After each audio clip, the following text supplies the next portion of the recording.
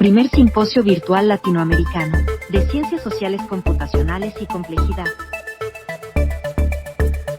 Temáticas: aplicaciones computacionales en las ciencias sociales, Big Data, inteligencia artificial, minería de datos y ciencias sociales, teorías de la complejidad y ciencias sociales, experiencias y reflexiones en la enseñanza del modelado y análisis matemático computacional en las ciencias sociales. Muy bien, pues vamos a dar inicio a esta tercera jornada de trabajos dentro del simposio de virtual latinoamericano de ciencias sociales computacionales y complejidad.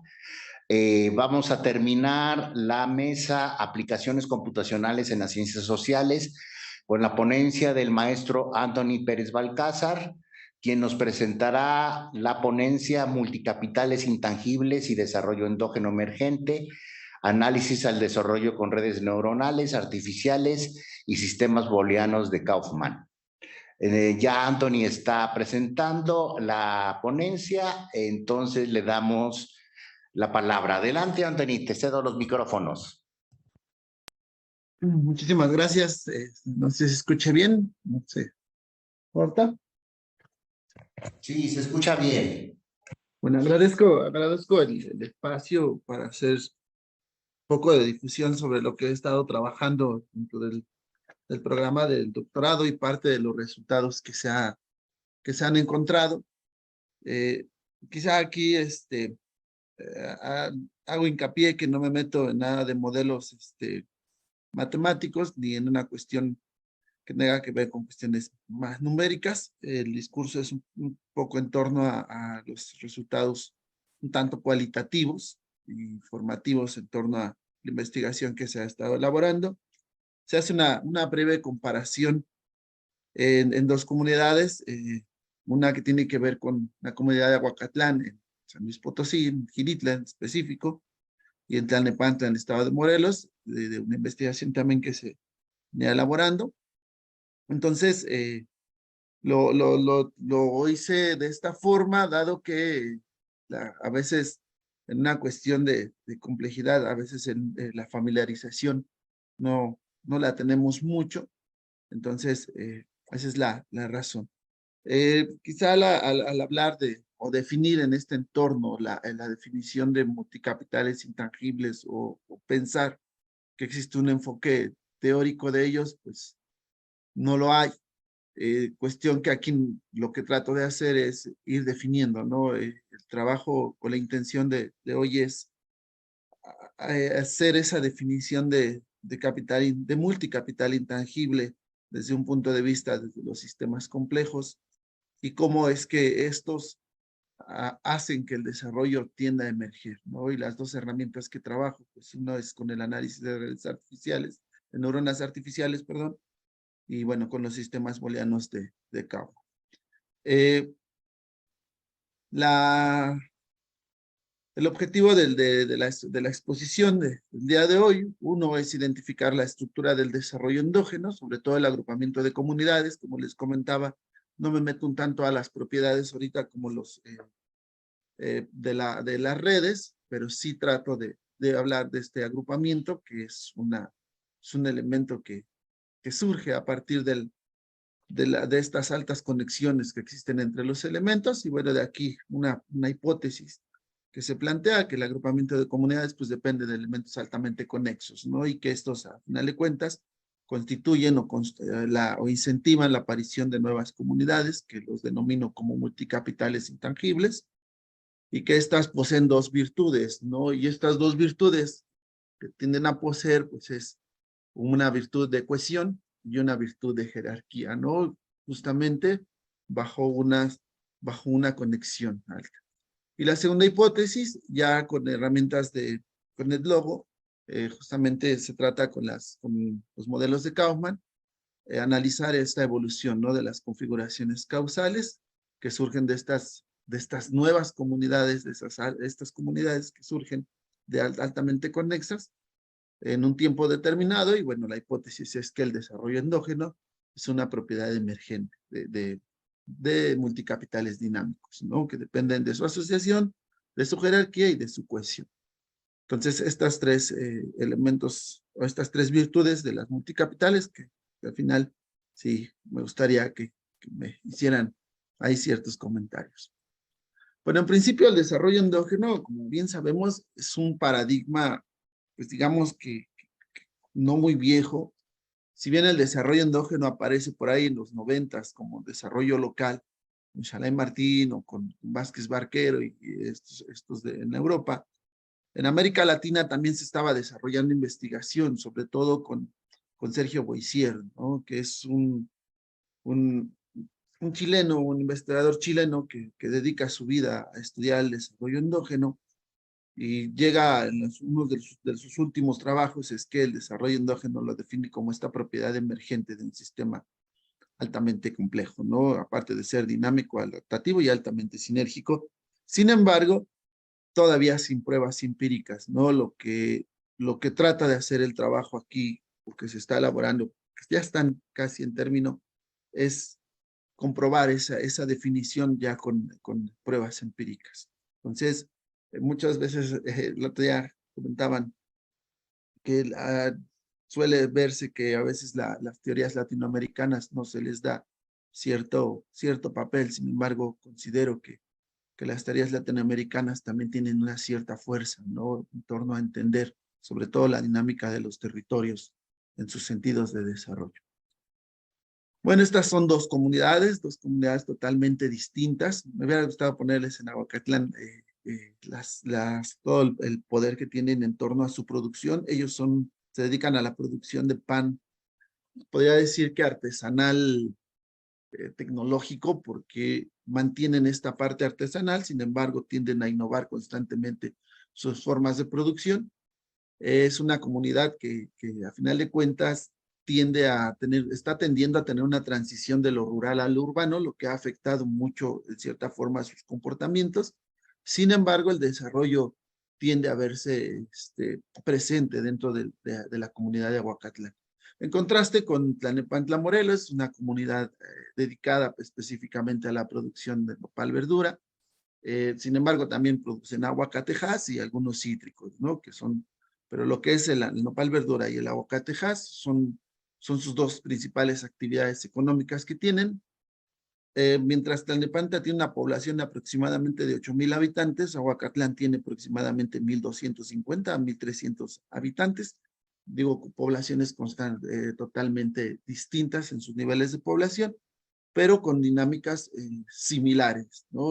Con una dinámica territorial que tiende a tener una actividad económica similar en torno a sus capitales intangibles.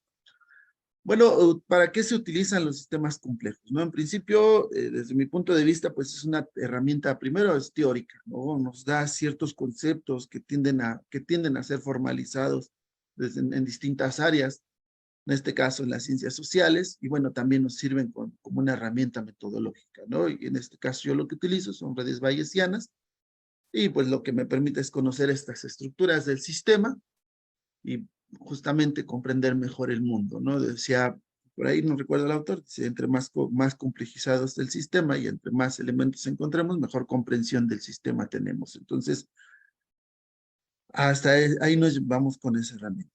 La simulación computacional, como bien lo hemos visto durante el simposio, pues nos permite la experimentación, ¿no? Se crean modelos o se recorta la realidad y se hace esta experimentación en sílico para comprobar ciertas hipótesis, ¿no? Y bueno, observar esta emergencia de patrones ordenados que evolucionan a través del tiempo. Y bueno, utilizo sistemas booleanos de Kaufman, redes neuronales artificiales. Esta herramienta ya la venía utilizando desde que estuve en la maestría. Y bueno, lo que va a hacer es simplificar y modelar estos sistemas que se construyen para ver cierta evolución en un tiempo determinado. Entonces, esto tiene que ver en torno a las herramientas. Y ya yéndonos al meollo del asunto, lo que les presento aquí es una red causal, una red bayesiana causal que muestra la estructura de la comunidad de Aguacatlán, en este caso en Gilitla. Aquí tienen dos signos, algunos están relacionados con entre paréntesis, con signos positivos y negativos, dado que el signo que se les colocó es porque cuando tiene positivo es un elemento que retroalimenta la red en pro del desarrollo, ¿no? En contraste, cuando hay un signo negativo, son elementos que afectan al proceso del desarrollo. Entonces, digo, si me pondría a explicar, pues nos aventamos un montón explicando esta red. Me voy a una de las propiedades. Los puntitos en rojo, los nodos en color rojo, son los capitales intangibles, son los 9 capitales intangibles que se evaluaron en un principio, considerablemente a la definición que dice Boissier al mencionar que el desarrollo endógeno es un estado sinérgico. Justamente el desarrollo endógeno es causal, ¿no? Y al ser causal, pues tiende a tener ciertos elementos que están interactuando y que también tienen una cercanía constante. Entonces, ahí podemos ver todos los demás nodos en verde, que están, los que están en verdecito, son los indicadores que surgieron para poder retroalimentar estos capitales intangibles. Entonces, ahí tenemos el capital humano, por ejemplo, que está muy relacionado a la salud. Para Huacatlán consideran que la salud privada o asistir al médico privado incrementa su mejora de salud. El conocimiento informal es otro elemento. El nivel de educación es otro elemento que nos permite verificar. Entonces, verificar que el desarrollo tiende a ser presente, ¿no? Igual podemos ir viendo también el capital cognitivo, que está debajo del capital humano, que también está altamente relacionado con la aplicación de talleres, ejemplo de innovación de producción. En este caso, ayer a Huacatlán, algo de lo que tienen es que gestionan mucho los talleres para repostería y pastelería. Sin embargo, mantienen todavía esa parte tradicional de amasar o moldear el pan con las manos, ¿no? Que ellos dicen que lo artesano, ellos se autonombraron ya la capital huasteca del pan y bueno, son muy reconocidos, ¿no? En esa parte. Pero bien, cuando analizamos la red, su grado de distribución, ayer comentaba, ¿no? ¿Cuál es a veces cuando analizamos una red puede tener una Poisson o un crecimiento exponencial o una libre de escala. En el caso de Aguacatlán, el nivel de grado de distribución tiende a bajar o a tener esa libre de escala o esa característica de libre de escala, y cuestión que hace ver que cuando hay esta propiedad, pues estamos hablando de un sistema complejo. Del lado derecho de izquierdo de ustedes o del lado derecho de la pantalla, podemos ver el análisis de la red. Tenemos un coeficiente de agrupamiento de 0.155, un total de nodos de 148, y bueno, ahí viene ya lo que es el diámetro de la red, el radio de la red, pero como les comentaba, ahorita no voy a meter mucho en este sentido. ¿Qué pasa cuando hacemos este agrupamiento? En principio el agrupamiento de comunidades lo que hace es asociar elementos cada vez más cercanos o altamente conexos. Cuando nosotros utilizamos o cuando yo utilizo este agrupamiento de comunidades, lo que me hace es asociar todos los indicadores que componen la estructura de la red o los elementos que componen la estructura de la red, los asocia por sus grados de conexiones y sus cercanías. Cuando se hace esta dinámica o este procedimiento, en el caso de Aguacatlán, me suele asociar a 7 capitales intangibles. Sin embargo, aquí es donde surge el concepto, ¿no? Que ya no son multicapitales, se convertirían se convertirían en multicapitales intangibles. Boissier en uno de sus documentos menciona que a veces conocer la estructura causal del desarrollo tiende a tener ciertas complicaciones, que comparto esa inquietud de Boissier, dado que aquí ya es donde se viene a plantear que el desarrollo endógeno no proviene de capitales, intangibles, ni de estudiar el capital social, ni de estudiar el capital simbólico, el capital institucional, el capital mediático por separado, sino que el desarrollo está compuesto por estas propiedades. Entonces, Todas estas propiedades o capitales intangibles al asociarse entre sí lo que hacen es conjuntar, ¿no? O conjuntar sus elementos que hacen surgir nuevas comunidades, o en este caso nuevos multicapitales, que así les denominamos multicapitales intangibles. Y bueno, en este caso pues tenemos el capital cognitivo. Ahorita les voy a mostrar la red ya con los multicapitales. En el siguiente, en la siguiente subred, perdón, estoy buscando no saben dónde puedo encontrar el puntero. Aquí está. Por ejemplo, en esta, no sé si se ve el puntero. Sí, sí se ve. En esta, por ejemplo, está conjunta el capital simbólico con el capital psicosocial. En el siguiente, el capital humano. En el siguiente, el capital cívico, el capital mediático, el capital social y capital cultural. Hasta aquí pareciera que solo hay un multicapital. Sin embargo, hay propiedades, por ejemplo, en este, del capital social, hay propiedades que provienen que tiene del capital institucional. Por ejemplo, hablar de elementos más democráticos y de una institución, habla de elementos del capital institucional, que se refiere al papel de las instituciones locales principalmente y su sinergia con la comunidad. Entonces, por eso les comentaba, ¿no? A final de cuentas habla de normas compartidas y, bueno, los asocian, ¿no? Bueno, estas subredes tienen ciertos elementos. Te voy a pasar a la siguiente. Acá está la red de multicapitales. La red de multicapitales, como les comentaba, por ejemplo, el social queda solo, el capital cultural con el psicosocial. Estos numeritos que están acá, el 5, el 6, es la ponderación que se le da a la red en función de las variables que tiene, de las variables de los indicadores, sobre todo indicadores de salida. Aquí lo que se trata de ver es la influencia que hay entre un multicapital y otro multicapital. Por ejemplo, aquí, ¿no? El capital social.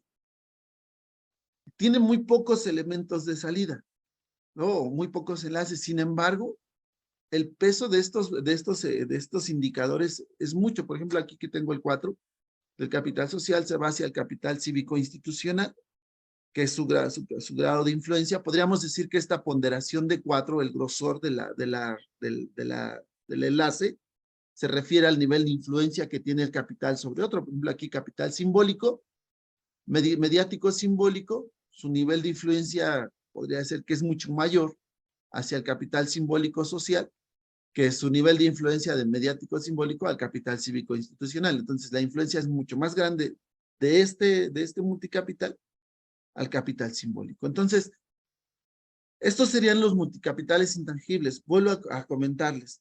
Estos surgen de estas propiedades. Pero bien, ¿qué me hace ver esto? Lo que hago ver es que entonces el desarrollo endógeno sí primero, ya no tendría que ver de una estructura causal de capitales intangibles, sino que de multicapitales o de una multivariable, ¿no? Que después me aventé a hacer una breve definición.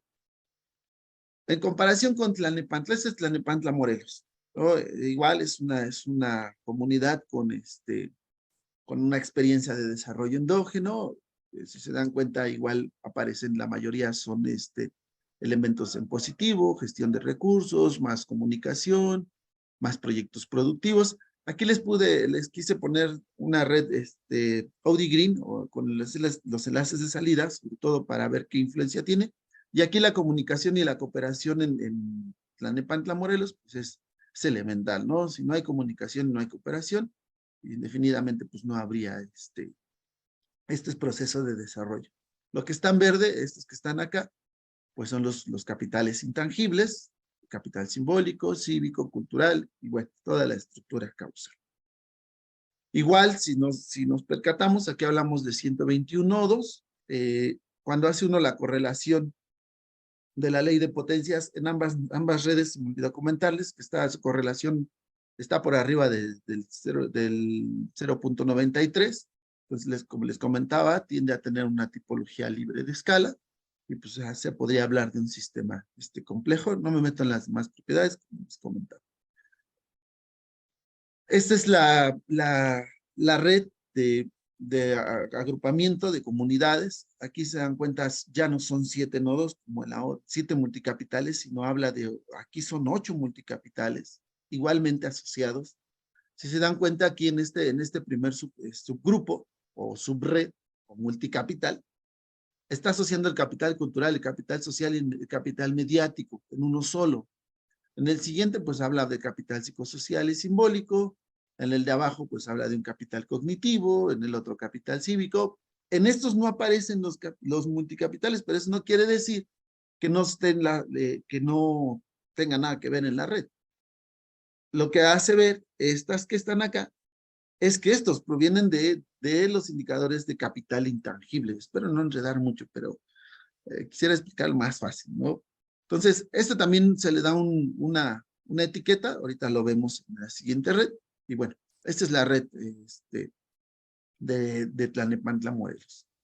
Y ya cuando lo asociamos, igual hice una red ponderada, ya con ciertos elementos. Les decía al principio que los multicapitales tienen dos virtudes que encontramos, uno que es la cohesión y la otra que tiene que ver con la jerarquía, ¿no? Entonces, aquí nos damos cuenta, por ejemplo, el capital humano es el que más influye sobre los demás, ¿no? Que va el cognitivo humano, perdón, dirige más al institucional y al mediático, se dirige al cultural, social y mediático.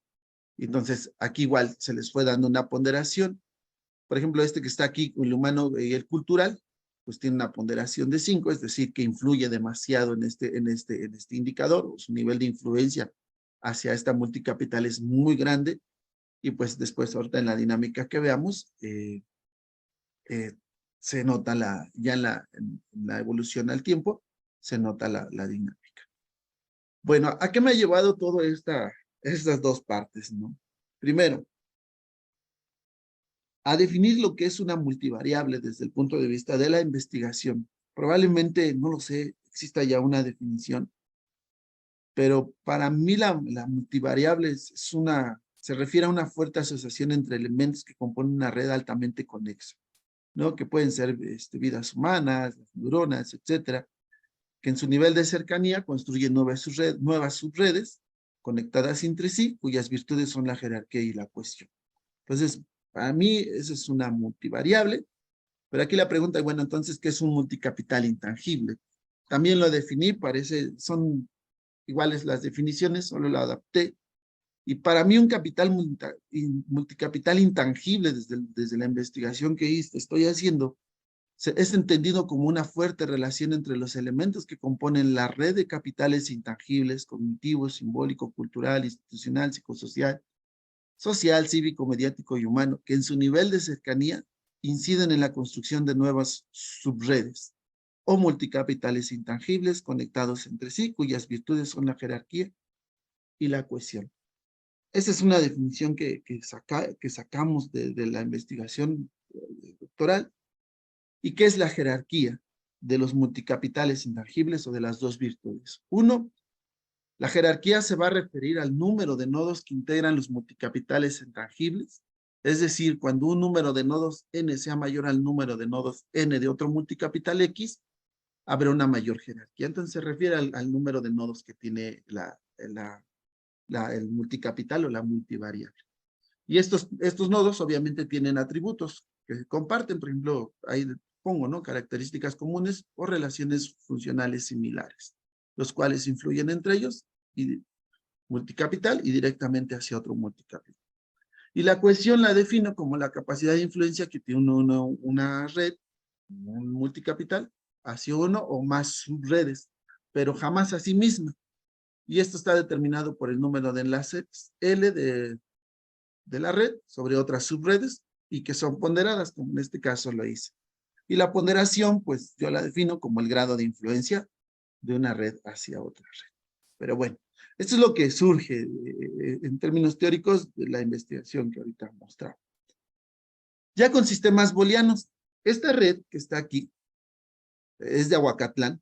Me voy a regresar rápido a esta. Es esta. Esta red es esta.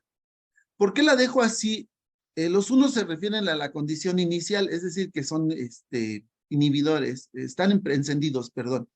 Y los enlaces que están en verdes son activadores.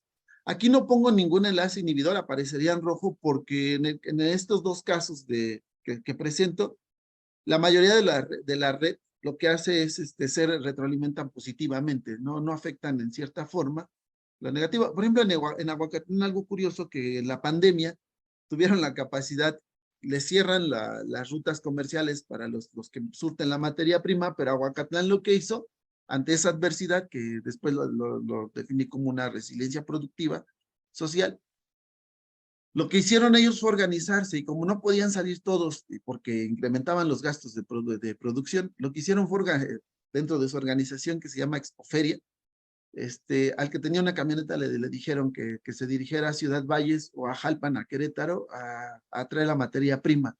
Entonces tuvieron la capacidad o esa resiliencia para resistir esa adversidad como fue la pandemia, para poder continuar su proceso de producción. Obviamente también hubo un problema, que como hubo situaciones de que no había ventas, lo que hicieron ellos con el pan fue crear pan dietético, ¿no? Eso implicaba mayor innovación en torno a su sistema de producción, sin frenar su producción, que eso fue algo muy representativo y característico en Aguacatlán.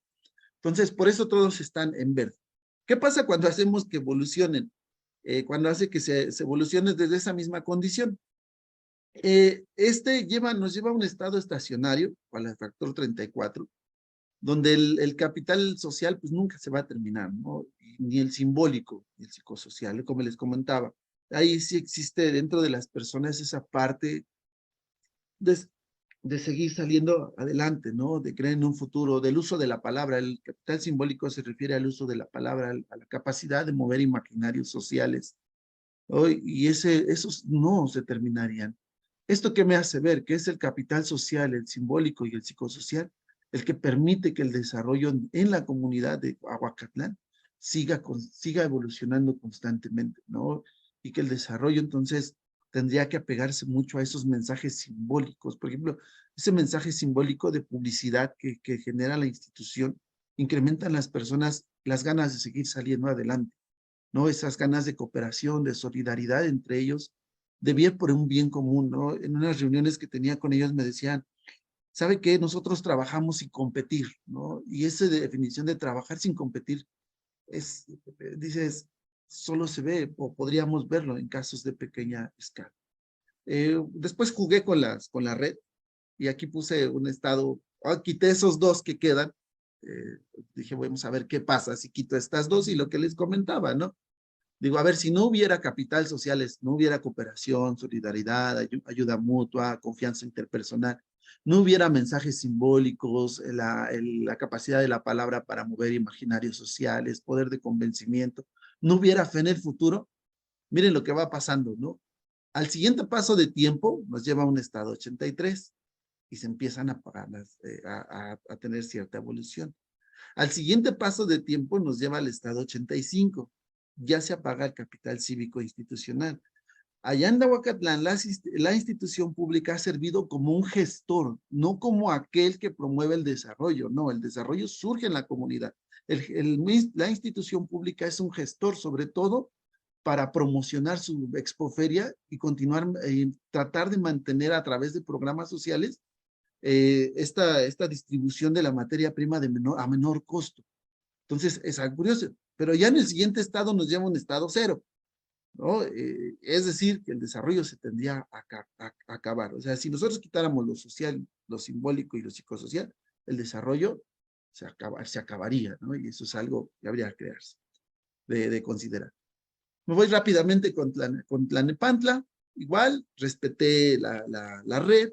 El estado inicial es 255. Hago hincapié. Hay atractores, ciclos, sí, no los puse porque me iba a aventar un montón de tiempo. Al paso del tiempo, pues vean, no se acaba el institucional, mediático, el institucional, porque en Tlalnepantla la institución es un gestor y como hace rato les decía, en la red, bueno, no sé si recuerdan que les dije que la comunicación y la cooperación es muy elemental, ¿no? Entonces, aquí sigue estando sentido, en el capital mediático está la comunicación entre las personas o el poder de ejercer esa mediatización de la comunidad. Y nos lleva a un estado 162 o el atractor 162. Y hice algo similar. Volví a jugar, apago los que quedan prendidos en la red pasada y digo, bueno, voy a quitar la institución y la comunicación, voy a quitar la fe en el futuro y la creencia. Aquí lo curioso es que es el mismo estado 93 que la red que está aquí de Ahuacatlán. El estado 93 en Tlalnepantla también en la simulación me da el 93. Cuando lo pongo al primer paso de tiempo me lleva al estado 85. Lo mismo que en esta. La verdad no sé por qué. Cuando yo los evoluciono, igual en el estado 65, en la otra dinámica, pasa también al 65. Pero si yo quito estos tres en Tlalnepantla, el desarrollo se difumina.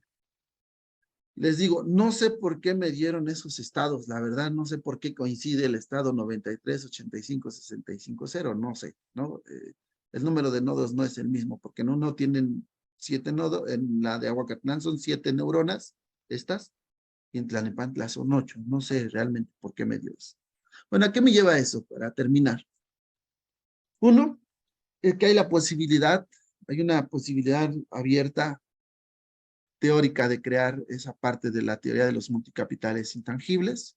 Es cierto, esto me hace saber que el desarrollo endógeno emerge de multicapitales intangibles, cuyas virtudes son jerarquía y cohesión, y no de capitales intangibles como hasta ahora se ha pensado, ¿no? Y como muchos lo han hecho. Entonces, esto me hace ver con las redes bayesianas esta asociación y que se comprueba la hipótesis 1. En el caso de la dinámica del desarrollo endógeno, es cierto, se conduce a un orden superior, se hablan de sistemas abiertos y que son sensibles a esas condiciones iniciales e implica mayor complejidad, ¿no? Conocer mucho más los elementos que lo componen. El sistema funciona como un todo, no como la suma de las partes, sino como un todo. Puede llevar a un estado, a cualquier cambio en Q nos lleva a un estado de equilibrio, ¿no? Lo que comentaba. Y bueno, finalmente es un sistema autorregulatorio, aparte de ser adaptativo, funcional y bueno, altamente pertinente. Entonces, les agradezco mucho, me tardé un poquito, traté de hacerlo más breve. Muchísimas gracias a todos. Muchas gracias, Anthony. Abriríamos micrófonos para los participantes que quieran comentar. Adelante.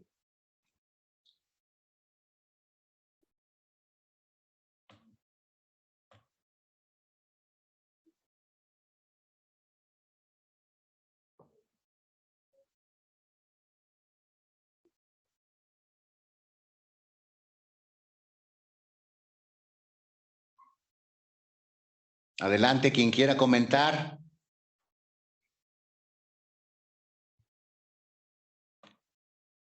Creo que fuiste muy claro, Anthony. Una de dos fue muy claro, no me di a entender.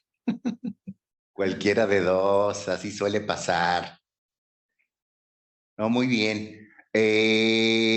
¿Podrías volver a las gráficas de Kaufman, por favor?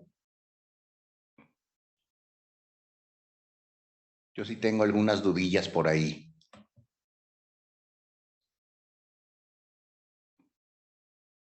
A la otra. Ah, no, bueno, sí, allí en esas. En las anteriores, sí, allí. Perfecto. Allí en el estado 65 aparecen allí abajo unas estados que no sé a qué se representan. 93, 65 y creo que también es 65. Es una redecita chiquita que no está conectada. ¿Eso qué significa eso, Anthony? ¿Qué es lo que está allí representado? Son los estados de tiempo o el atractor. Por ejemplo, 65 es el estado de tiempo en el que está el 93 es como se inició. No sé si se ve Sí. que sale una flechita del 93 al 85. Ah, ok, ese es un 85. Ajá, Del noventa y es tres al 85. que es esta red, esta es la 85. Ah, ok, Es el ok, nuevo ok. estado, el estado al que Es el evoluciona. nuevo estado. Ok. ¿No? Y luego ya, por ejemplo, del 85 pasa al 65, que es este. Y del 65, Ajá. aquí aparece el cero, que es la red o el Sí, estado. sí. Sería que el desarrollo se difumina. Sí, eso es lo que representa, es el atractor. Ah, ok, ok. Sí, es que no me quedaba muy claro precisamente qué representaba eso. Eso hay que aclararlo, Ah, muy bien. porque sí, de repente queda ahí como que algo que no se explica muy bien, y hay que aclararlo. Pero me pareció muy bien tu explicación y muy entendible. Entonces podríamos decir al final de cuentas de que el desarrollo endógeno sí es una propiedad emergente, pero no de Sí, capitales, sino de multicapitales. sí, de acuerdo al estudio, son multicapitales, ¿no? Y digo, se han hecho muchos esfuerzos por entender el desarrollo endógeno desde los capitales intangibles. Hay un montón de estudios, sobre todo mucho desde el capital social. Sin embargo, Ajá, cuando ya lo analiza uno o en torno a lo que estamos haciendo, es que no son de capitales intangibles como hasta ahora se ha planteado, ¿no? Sino de ok. multicapitales. Boissier, algo que dijo es que antes de que se muriera, que se murió hace un año, algo de lo que dijo es que, bueno, en uno de los últimos artículos, es que tendría que entenderse al desarrollo en su sistema causal, cosa que no se ha hecho, ¿no? Y cosa que estamos haciendo Ujú, o que estoy haciendo, tratando de hacer. Por eso para mí el desarrollo surge de multicapitales y de aquí la construcción de esa definición de que es un multicapital intangible. Que al final me ujú. gustaría, sí, la verdad, honestamente me gustaría construir esas definiciones, pero tengo que construir una red de todas las unidades de estudio, que son 12 las que tengo, Ujú. una red de todos los elementos que componen cada unidad, cada comunidad, y ver si Sí, esos multicapitales tendrían una definición. No sé, en estos últimos días, por ejemplo, he estado pensando como, en lugar de decir cívico, social, capital social mediático, no sé, sociomediático, ¿no? Empezar a construir esas multivariables y darles ujú. una definición a ellas, ¿no? Que quizá, quién sabe si pueda yo, pero pues a lo mejor sí se puede, ¿no? Digo, la complejidad es algo de lo que da las herramientas de los sistemas complejos. Pero sí, proviene de multicapitales y estas son causales. Jamás son iguales, ¿no? En cada comunidad la dinámica es totalmente distinta. El desarrollo endógeno no puede generalizarse. Es único de cada comunidad y Ok. se dan en pequeños territorios, o sea, no se da en grandes territorios, sino en pequeños territorios. Sí, eso también es algo que ya lo habíamos platicado, precisamente de que surgen pequeños territorios y no precisamente pues, a niveles municipales, sino en comunidades específicas, Sí, pequeñas. así es. Ok, muy bien, muy bien. ¿Alguien más que quiera comentar el trabajo de Anthony? Sí, sí, me gustaría comentar. Adelante, adelante. Hola, Anthony, hola, buenos Habla, días a doctor. todos.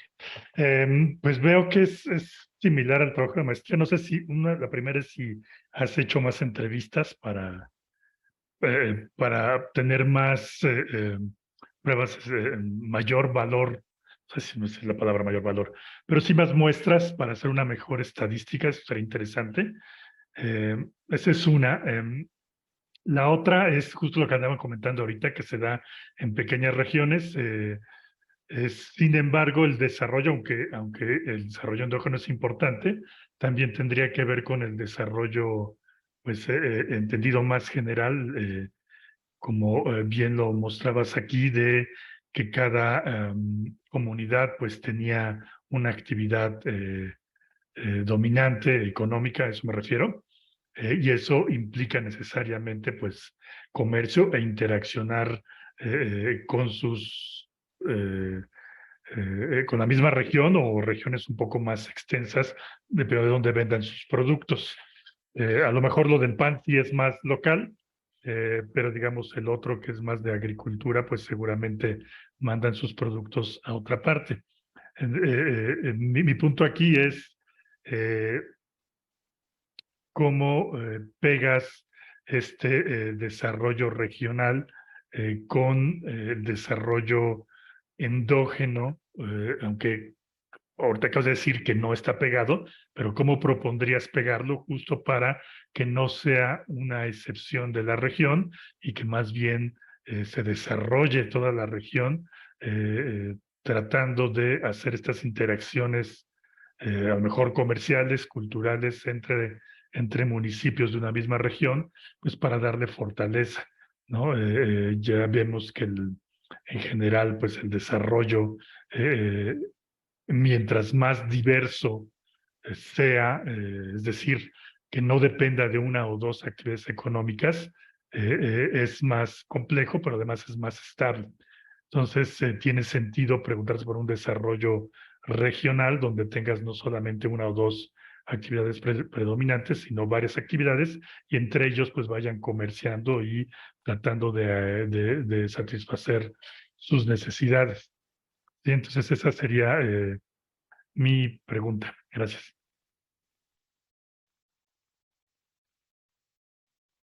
Sí, gracias. Sí, respecto a lo primero, sí se tomaron 12 comunidades. Las 12 comunidades fue justamente para poder comprobar cierta, o darle fortaleza al trabajo. En el caso de Xilitla son 5 comunidades a las que fui y que ahí se asocia con lo segundo que me preguntan, ¿no? En Xilitla, cuando uno oye a Xilitla, lo primero que se les viene a su mente es café, ahí el jardín de Edward James y toda esta parte, ¿no? La industria cafetalera. Pero no es cierto, ¿no? Cuando uno se sumerge en el interior de la comunidad, por ejemplo, Aguacatlán algo que tiene es que no se consideran comunidades, para ellos son una delegación, ¿no? Y la delegación ha tenido una transición de lo rural a lo urbano, pero ellos se dedican a la producción de pan. Es más, ellos mismos culturalmente dicen, el mismo chantolo proviene de aquí, porque el pan que se consume en estas zonas, desde Ciudad Valles hasta Jalpan, aquí se elaboran, ¿no? Para ellos la producción en esa parte tiene que ver con cuestiones culturales y de ahí provienen las prácticas que hoy, en estas fechas, practican.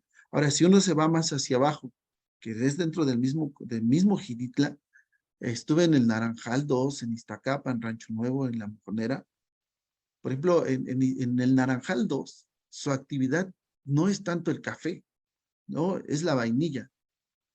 Ahí estuve con unos productores de vainilla y la vainilla es altamente rentable. ¿Por qué le comento que esto viene a la segunda pregunta? Claro que sí lo he considerado de que el desarrollo endógeno no es propiamente o no es autónomo en su interior, pero sí depende del entorno.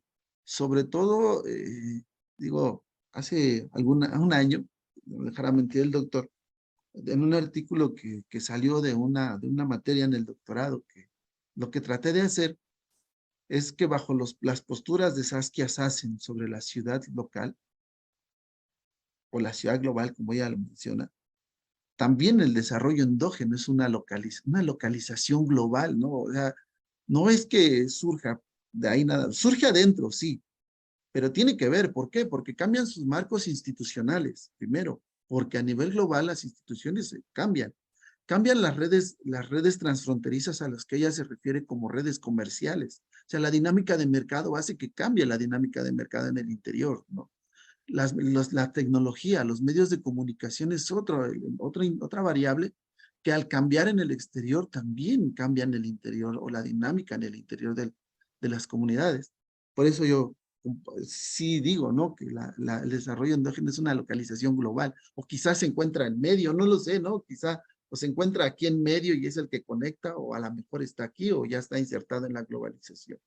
Pero sí, Aguacatlán esa característica tiene la capacidad de irse adaptando al mercado, ¿no? Y tiene esa capacidad. En el caso de Naranjal, que se dedican a producir cítricos, ellos se conectaron con Jumex en la Huasteca, pero el problema con ellos es que dicen que les pagan muy barato la naranja y la mandarina, porque ellos producen mandarina. Entonces ellos se dedicaron mejor a producir vainilla, que es mucho más rentable, y en menor medida el café. Pero ahora, si me voy del otro lado de la sierra, hacia Jalpan, hay una comunidad que se llama Rancho Nuevo, y la mojonera ellos se dedican a producir café, pero la planta, no café como tal, porque para ellos el café no es rentable, porque hay otras comunidades que lo hacen. Ellos se dedican a producir la planta de café. Lo padre en ellos es que han logrado innovar su planta, ¿no? La van modificando de manera natural, de tal forma que han hecho planta que es resistente a las plagas, sobre todo a la araña, ¿no? Que ellos le llaman. Es muy resistente y ellos le venden plantas a las demás comunidades. De aquí lo que usted decía, hay una capacidad de desarrollo regional, sí, pero esta capacidad de desarrollo regional depende de la segmentación que tienen primero de las actividades productivas y después de la asociación en clústeres de la diversidad de estas actividades para que puedan competir todas juntas en un mercado mucho más grande. Un ejemplo es Tlalnepantla, Morelos, ¿no? Ahora que se hizo el estudio, se hizo en 3 comunidades. Ahora me voy con Tlalnepantla, que es el Vigía, es Tlalnepantla, que presento ahorita, y Felipe Neri. Tlalnepantla, la cabecera, se dedica a producir nopal, verdura y aguacatejas. Si uno se sube más arribita, ellos producen puro aguacatejas por el clima. Pero si viene uno más arriba que hace más frío, ellos se dedican al forraje a la cría de ovina. Y bueno, tienen de a 300, 400 cabezas. Obviamente, ¿por qué se dedican hasta en Felipe Neri al forraje y a la producción ovina? Porque el forraje les da alimento a los ovinos los venden, es altamente rentable, se adaptan a los mercados. En el caso de abajo, que están en pantalla como lo que lo presentaba, su sistema de producción es dedicada específicamente al nopal. Los días martes, si uno va, más bien diario, el centro de acopio se convierte en un centro comercial pequeñito, ¿no? Yo les digo como un Wall Street chiquito, ¿no? Porque es muy curioso. Y ellos han adaptado al mercado, ¿no? Por eso comentaba, son comunidades localmente globalizadas, ¿no? Están adaptadas al mercado constantemente. Y después estuve en Puebla, ahí estuve en 4 comunidades. Volvemos a lo mismo, pensaría uno que, ay, es que en Puebla, ahí donde fuiste, es el café. No es cierto, ¿no? No es el café. Cada comunidad, por sus dimensiones y sus áreas geográficas, climáticas, tipos de suelo, relieves y todo esto, la gente, las personas, tienen que ver con cómo producen. Por ejemplo, hay un lugar que se llama San Agustín y se dedican a producir árboles ornamentales que venden en el interior de la República Mexicana, sobre todo a los gobiernos. Me comentaba un señor que él produce árbol ornamental, es inventado el maple mexicano, y ellos lo mandan al norte, ¿no? Económicamente vive muy bien la comunidad. Pero si me voy a otro lado, ahí producen café y se dedican a producir miel melipona por el tipo de área, se llama Mecatlán de las Flores. Entonces, cada comunidad tiene su forma de actuar. Lo único que faltaría es que lograran generar pequeños clústeres productivos para poder competir en conjunto. Bueno, yo eso digo. Y de esta forma funcionar, adaptarse más y ser más competitivos en el mercado. Obviamente tiene sus lados perversos el desarrollo, sí, porque pueden desarrollarse esas, pero el entorno pueden seguir siendo afectados, ¿no? Sobre todo porque se quedan estancados mientras otros compiten, y tal es el ejemplo de Tlalnepantla. Tlalnepantla en su conjunto funciona bien, pero si uno ve a los municipios de al lado, por ejemplo, Totolapan, Atlatlaucan, que son municipios que convergen, económicamente económicamente y productivamente no funcionan adecuadamente, ¿no? Y no pueden competir como Tlalnepantla solito. Entonces, más o menos eso sería, pero sí se aplicaron más entrevistas con la finalidad de sostener estos supuestos, ¿no? Fuimos a 13 comunidades en total, son las que se asistieron. Fue en un promedio de 43 instrumentos por comunidad. Obviamente fueron muestras por intención y principalmente a productores, entre ellas reuniones con ellos, ¿no?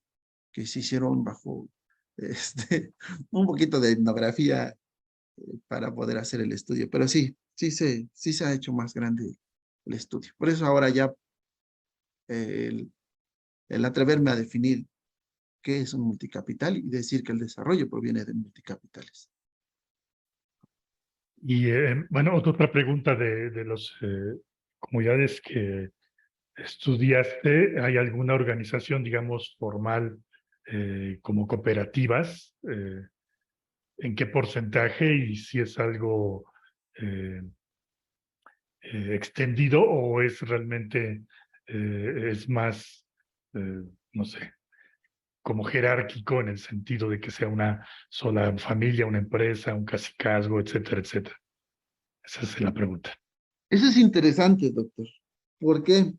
Porque hace 10 años que fui a Tlalnepantla, que me acerqué por primera vez, no es cierto, así hace como 12, 13 años. Había cooperativas cuando empezó a producir, después de como 10 años que llevaba produciendo nopal, Tlalnepantla, había muchas cooperativas. Yo hasta ese tiempo había contabilizado 32, no me acuerdo si 30, pero sí eran como unas 30. Muchas cooperativas, por ejemplo, existía el Comunotla, se llamaba el Consejo Municipal de Nopaleros de Tlalnepantla. Ya no existe Comunotla, ahora se llama Sistema Producto. El Comunotla se dedicaba a gestionar recursos del municipio. Había otras como Cactus Verde, Nopal Vida, Nopalmor. Ellos se dedicaban a buscar mercados, sobre todo Cactus Verde, por eso se exporta el nopal de Tlalnepantla. Pero ellos buscaban mercados. Sí, al principio sí. Algo que encontramos o que encontré, y es muy curioso, es que al ver que el desarrollo avanza en las comunidades, bueno, yo creo, y de lo que he visto, ya no es necesidad que haya cooperativas. Al principio sí, y supongo que fue por el nivel de organización que se necesitaba. Ahora ya no hay, solo existe el UNTA. El UNTA es una organización en el caso de Tlalnepantla, pero ya solamente es el que acerca o el que avisa a la comunidad con el sistema producto, que es el del municipio. Avisan y hacen las reuniones. ¿Qué me hace saber esto? Que la comunidad se autogestiona, se aprendió a autogestionarse o tuvo una inteligencia social para especializarse. Sí, y eso es muy, muy chistoso, ¿no? Y esto pasó en un promedio de 12, 13 años. Pero sí, al principio creo que para generar un desarrollo sí necesita haber cooperativas, después ya no. En el caso de Ahuacatlán, allá existe una sola cooperativa, que no es cooperativa, ellos le llaman organización, se llama Expoferia, así le llaman. Hay una señora que se llama doña Rosy, que fue la que me contactó con toda la gente, y doña Rosy me decía, nosotros solamente tenemos esta organización. Son como 40 productores de pan, ¿no? En Ahuacatlán, y ahí son 35 los miembros de productores. Entonces decía, la mayoría está aquí. De que hay jerarquías y que puede haber una jerarquía compleja, sí hay jerarquías, ¿no? Sin embargo, en el caso de Ahuacatlán, que nada más existe esa cooperativa, pues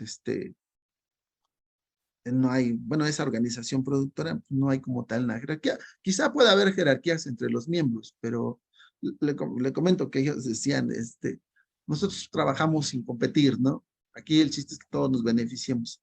Nada más que así, ahí en Ahuacatlán la religión sí influye mucho, sobre todo en la fe, para salir adelante y seguir produciendo. Ahí sí la religión es hay un monasterio, son muy, muy, muy católicos, entonces eso es lo que ellos han hecho que es más, el mismo monasterio participa, ¿no? Y producen pan y van a las expoferias. Pero sí, eso que pregunta usted, sí, al principio hubo cooperativas en Tlalnepantla, ahora ya no. Se han especializado, aprenden a manejar sus plagas, han aprendido a vender, ya no necesitan ir al SEDA, ellos tienen bodegas allá, pero los que venden allá vienen directamente a Tlalnepantla, compran aquí y se lo llevan, ya ellos ya no nos necesitan salir, pues les decía, es como un centro comercial chiquito. Pero ya no hay cooperativas, ya solo existe el UNTA. Y el Grupo Morelos es otro. Pero el Grupo Morelos se lo tienen porque le llaman los burros, porque llegan contenedores que mandan hacia Estados Unidos. Entonces, esos contenedores no solo le llegan a unos. La dinámica ahí es que llega el contenedor con, no sé, 1000 cajas, y las 1000 cajas se quedan en el centro de acopio, y las personas, como ya tienen un sistema de control y calidad generado ahí mismo, que es socialmente aceptable entre ellos, Entonces dejan las cajas y de acuerdo al productor cuántas cajas puede cumplir, se las lleva. Puede llevar 50 o 100 y ya llega y las deja ahí. Y ya solamente el que está firmando para pagarles, pero es muy curioso. Pero ya no necesita ver o más bien se difuminaron las cooperativas. Y en ese sentido, ¿cómo es la distribución de la riqueza? Es decir, es solamente eso, si son 40 productores, 40 familias, los dueños de los medios de producción y la mayoría de la población trabaja ahí, o cómo se distribuye. En Tlalnepantla, en función de su trabajo. La distribución de los recursos es en función de su trabajo. Obviamente, si yo tengo 5 hectáreas que me producen, no sé, 50 cajas, o 1 hectárea me produce 50 cajas de nopales, entonces lo que voy a ganar, 50 cajas. Pero le decía que ahí cooperan, ahí todos, no sé, por ejemplo, si Raúl, usted, yo podemos cumplir 100 cajas, y cada quien 30 o 90, ponga usted 150 cajas, cada quien 50, la distribución de los ingresos va en función de lo que puedas surtir. En el caso de Aguacatlán, pues sí, obviamente, los que se llevan la mayor distribución de los ingresos pues son los productores de pan. Sin embargo, hay un promedio de entre 6 y 7 personas trabajando por panadería, ¿no? Entonces me decían, aquí entre más aprenden, más ganan. El salario en comparación en Aguacatlán de otras comunidades, por ejemplo, a un jornalero le pagan 200 pesos al día, 150, 200. En Aguacatlán el salario por ayudante es de 250 y trabajando en la mañana o en la noche, porque en la noche hacen pan para el otro día, temprano, y en la tarde, en la mañana hacen pan para la tarde. Entonces dicen, solo es un rango de 4 o 5 horas y se les paga 250 pesos como ayudante, pero si aprenden más, entre más sepan, más les pagan. Entonces un promedio en salarios de 350 por 4 horas, ¿no? 5 horas de trabajo. Entonces la forma, pero sí, el que más lo lleva la ganancia pues, es el productor directamente. Y en Tlane, pues podría suponer que es algo similar. El que gana más es el productor, pero la mayoría de los que trabajan son familias entre ellos, ¿no? O los hijos. Ahí ya son 3 generaciones las que existen, el abuelo, el papá y el hijo, en Tlane. Y es más, han dejado de estudiar por dedicarse mejor a la producción de nopales porque es más rentable. Y hoy el aguacate, ¿no? El aguacate es sumamente rentable en Tlalnepantla y las condiciones climáticas les permite tener 2 cortes por año, lo que es la flor de temporal y lo que le llaman la flor loca. Entonces, producen 2 veces al año y pues es altamente rentable. Y cuando no hay aguacates, producen nopal. Entonces, y el nopal es muy noble, ¿no? Para producirse. Pero sí, así más o menos funcionan. Y gracias. No, gracias a usted.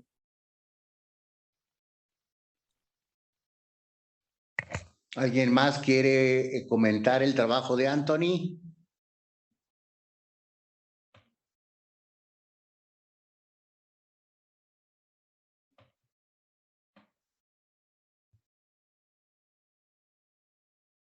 Bueno, creo que ya no. Nos quedan 3 minutitos antes de las 11. Vamos cerrando entonces la mesa de aplicaciones computacionales en las ciencias sociales. Le agradecemos a Anthony el habernos presentado su trabajo. Lo invitamos a que se quede a la siguiente mesa, que es Big Data, Inteligencia Artificial, Minería de Datos y Ciencias Sociales. Empezaríamos con la ponencia de Ángel Díaz Pacheco, que creo que ya nos acompaña. Sí, ya está aquí, ya lo vi. Empezaríamos dentro de 2 minutos, Ángel. Okay. Su ponencia se titula Uso de técnicas diversas de procesamiento del lenguaje natural para el minado de información útil dirigida a organizaciones de gestión del destino. Entonces, pues le damos la bienvenida y pues en 2 minutitos comenzamos, por favor. Gracias.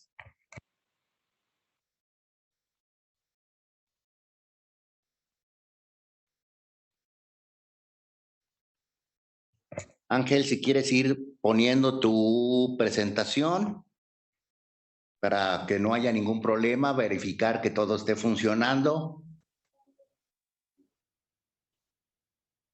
¿Se ve? Sí, sí se ve. Perfecto.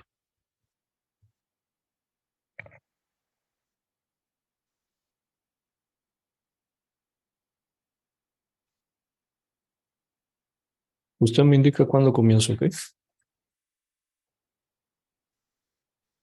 Sí, en un minuto.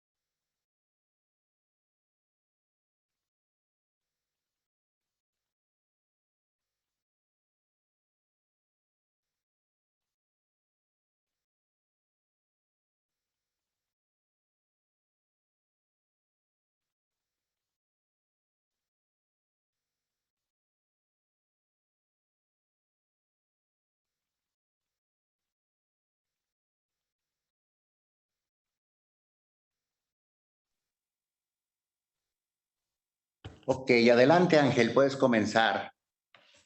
Buen día a todos. Gracias por la invitación. Voy a quitar el video para no robar ancho de banda la presentación. Como habían mencionado anteriormente, la ponencia se titula Uso de técnicas diversas de procesamiento del lenguaje natural para el minado de información útil dirigido a organizaciones de gestión de destino. Básicamente es utilizar técnicas de inteligencia artificial para gestionar y ayudar en la investigación turística. Los contenidos que veremos en esta presentación son pues una pequeña introducción para entender el porqué y algunos tecnicismos y demás conceptos relacionados, trabajos del estado del arte para poder contextualizar esta investigación, materiales y métodos, que sería pues los datos y algoritmos empleados, experimentos y resultados y las conclusiones. Bien. Bueno, pues como sabemos, nuestro país tiene un reconocimiento a nivel mundial como uno de los destinos turísticos más importantes, pues tiene una gran diversidad en su oferta y herencia cultural, ¿no? Tenemos turismo de diferentes tipos, tanto los más famosos que son de sol y playa, pero pues también tenemos mucho relevante a la cultura, ya sea por los museos, por nuestra riqueza arqueológica y demás, ¿no? Uno de los principales exponentes de esta oferta, pues es la ciudad de Cancún, elegida principalmente en este estudio por la gran, pues ahora sí que oferta o demanda más bien, en la cantidad de turistas que arriban, sobre todo turistas extranjeros. A diferencia de otros destinos en el país, pues en los años anteriores se ha erigido como pues el mayor destino de estos viajeros internacionales, principalmente pues desde Estados Unidos y Canadá son los principales visitantes. Tan solo en 2021 tuvimos alrededor de poquito más de 6 millones casi y medio, ¿no?, de visitantes. Entonces, es importante para los organismos de gestión de destino, que son básicamente pues, la sector, hoteleros, restauranteros y demás, estos conglomerados que pues se dedican a promover estos destinos turísticos, pues obviamente para obtener ganancias en esta industria, es necesario realizar investigación de mercado, ¿no? Y una de las cosas más utilizadas tradicionalmente, los instrumentos de amplia validez, pues son las encuestas. El problema de esto es que pues son caras logísticamente y económicamente también. Varios compañeros del área nos mencionan que a veces lo que le resta validez a esos estudios es que no pudieron ir en época alta a hacer el censado, a hacer pues este levantamiento de encuestas, y pues es porque no se cuentan con los recursos para estar una semana en un destino pues de este calibre. Es bastante costoso, ¿no? Entonces, un grupo de compañeros y su servidor hemos estado buscando alternativas para utilizar los datos disponibles en Internet, compartidos por los usuarios o generados por organizaciones. con miras a poder obtener inteligencia de negocios, ¿no? Principalmente utilizando técnicas relacionadas con el procesamiento del lenguaje natural o NLP, ¿no? Lo que se intentó en esta investigación es básicamente tratar de entender los tópicos principales. Esto es, si ustedes leen un artículo de noticias en un periódico o en una conversación con amigos, se tocan diferentes temas, ¿no? Al mismo tiempo. Entonces, el análisis humano podrá decir, estuvimos hablando de fútbol, de política, de finanzas y demás cosas. Pero poder recrear esto a través de la inteligencia computacional es bastante interesante porque podemos extender a muestras más amplias, ¿no? Y poder hacer este análisis automatizado y periódico, cosa que humanamente sería más complicado, ¿no? Entonces, esto lo hicimos con el fin de recabar información de un constructo que se llama imagen del destino. La imagen del destino en el turismo son un conjunto de ideas y creencias que tenemos ya sobre algún lugar, independientemente que lo hayamos visitado o no. Por ejemplo, muchos de ustedes a lo mejor no conozcan el estado de Tlaxcala y ya tienen ideas preconcebidas de ese lugar, independientemente si lo hayan visitado. Esto es imagen del destino. ¿De dónde surge este conjunto de creencias? Pues de diversas fuentes de información, como amigos y familia que nos platican de sus vacaciones en ese lugar, de blogs y redes sociales donde otros viajeros comparten su experiencia, también de artículos en periódicos, en los noticieros y demás, aparte de la promoción que ya hacen los organismos de gestión de destino de estos lugares. Entonces estamos recibiendo gran cantidad de información. Este constructo se divide en dos principales componentes, ¿no? La imagen proyectada y la imagen percibida. La imagen percibida es básicamente la experiencia in situ, pero también la información que recibimos y es lo que pensamos precisamente de ese lugar.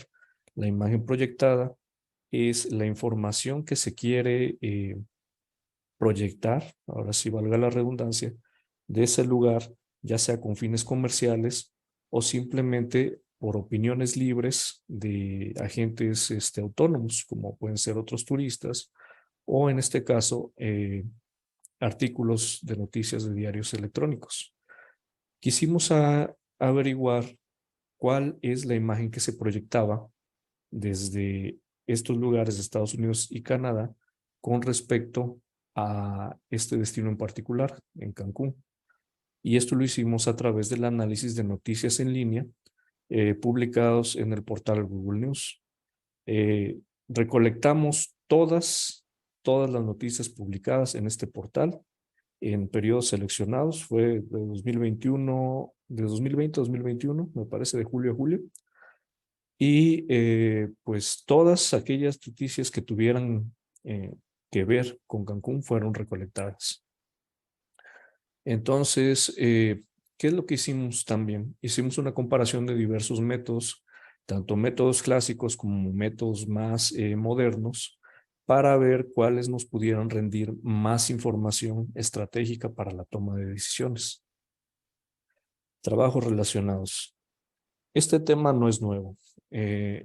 Los pioneros en este campo fueron Svetlana Stechenkova y Ailes en 2010, donde hicieron un análisis de artículos de periódico para poder conocer la imagen del destino que se proyectaba con respecto a Rusia, concretamente en las ciudades de Moscú y San Petersburgo, a los viajeros potenciales en el Reino Unido. Y ellos recolectaron artículos de noticias, pero fueron analizados manualmente. Una cosa interesante es que concluyeron que las noticias pueden ser cuantificadas como sustituto de la imagen del destino. O sea, la cantidad de noticias y el tono, o sea, si hablan bien o mal del destino, puede ser utilizado para conocer cómo es percibido este destino por los turistas. Posteriormente, en 2016, dos investigadores turcos, Farina y Arslan, llevaron a cabo esta misma investigación para saber la imagen del destino de Turquía también con respecto a los turistas del Reino Unido. Ellos recolectaron periódicos, hicieron categorizaciones manuales, es decir, leo el artículo y lo pongo en una de 6 o 7 cestas. En este caso, economía, política, infraestructura turística y demás. Ellos encontraron que la imagen del destino de un país es afectada de forma significativa por el tono y volumen de la cobertura mediática. También algo que se ha hecho mucho y es algo que yo creo que los que no sean del área pudieran conocer más es el análisis de redes sociales, concretamente Twitter, en el caso de estos investigadores, para conocer cómo afectó la pandemia a las ciudades de Toronto y Nueva York. Entonces, por medio de un análisis que se llama análisis de sentimientos, que es saber si el texto refleja una actitud positiva, negativa o neutra. Neutra quiere decir que no puede ser categorizada como ninguna de las dos, con respecto a estos destinos antes mencionados. Y esto les permitió conocer que la imagen del destino de dichas ciudades fue resiliente a los estragos de la pandemia. A pesar de todas las contrariedades, pues la imagen del destino que se tiene o se tuvo de estas ciudades seguía persistiendo en medio de este caos, ¿no? ¿Qué materiales ocupamos? Bueno, como ya comenté, hicimos web scraping, que es una especie de recolección automática utilizando un lenguaje de programación que se llama Python para poder recolectar todos los artículos de noticias publicados en este medio. De forma automática se tiene que simular como si fuera comportamiento humano para evitar el baneo de Google en este caso. Y es un poquito lento, pero más rápido de lo que pudiera ser un humano al estar investigando la noticia, copiándola y guardándola en un archivo. A pesar de esto, pues los bloqueos que imponen estas plataformas para evitar pues ahora sí que vandalismo y ataques cibernéticos nos llevan a que el web scraper es muy útil, pero sigue siendo limitado, ¿no? Por estas cuestiones. Una vez tenido este corpus de noticias, procedimos a hacer análisis con dos técnicas ampliamente conocidas. La técnica clásica se llama LDA, que es Latent Dirichlet Allocation, que es una técnica útil para el análisis de tópicos basada en ahora sí que estadística para poder determinar particiones en el corpus y en base a esas particiones decir que cada una es un tema de lo que se habla en la colección. Por otro lado, utilizamos lo que son conocidos como embeddings o incrustaciones, que son representaciones vectoriales de conceptos. Estos conceptos se pueden juntar y crear documentos. Estas serían representaciones de documentos a nivel vectorial y posteriormente, pues como son puntos en un espacio unidimensional, podemos hacer agrupamientos y de los agrupamientos determinar tópicos. La primera, como les había dicho, la LDA, pues básicamente mide la coocurrencia de ciertas palabras. Si un conjunto de palabras coocurren regularmente dentro de los documentos, decimos que este conjunto de palabras pues son las palabras claves de un tema en particular, ¿no? Y en base a eso podemos determinar por sus palabras cuáles pudieran ser los temas. Ahora, esto para los que no estén familiarizados es un poco menos genial de lo que se oye, porque la computadora no nos va a decir, en dado caso, se está hablando de la inseguridad y la violencia en México. Solamente lo pudiéramos nosotros deducir en base a la relación semántica entre las palabras clave de un tema, de un grupo. Pudiera ser algo así como seguridad, violencia, policía, crimen y demás, ¿no? Esas son las principales palabras y ya es labor del investigador encontrar la relación semántica entre estos tópicos. Por esta razón, llega a ser a veces bastante complicado y sobre todo que en las cuestiones de coocurrencia, a veces llegan a coocurrir palabras que no tienen en realidad gran relevancia y pueden a veces quedar cosas como nave, avión, aeropuerto, marciano, vaca y cosas así que pues aparentemente no guardan relación, ¿no? Entonces esta técnica clásica es muy utilizada todavía pero no es de lo más útil. Posteriormente, probamos con este concepto de incrustaciones. Básicamente, utilizando redes neuronales artificiales, se crean representaciones de, pues, vectoriales de conceptos, de tal manera que en este espacio n-dimensional podemos ver que el punto de datos que está caracterizando el concepto de rey es cercano al concepto de hombre.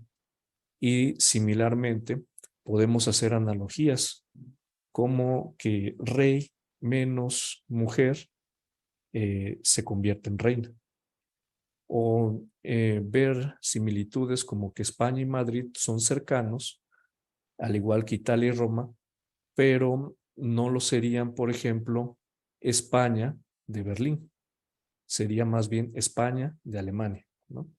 Entonces, básicamente lo que les pido es que imaginen que todas estas palabras son puntos en un espacio, que esos puntos se pueden combinar a través de medias entre vectores y nos darían, por ejemplo, documentos, representaciones de vectores de documentos, y estas representaciones vectoriales de documentos se pueden agrupar, y al agruparlos podemos obtener aquellos que comparten cierto vocabulario o ciertos temas en común.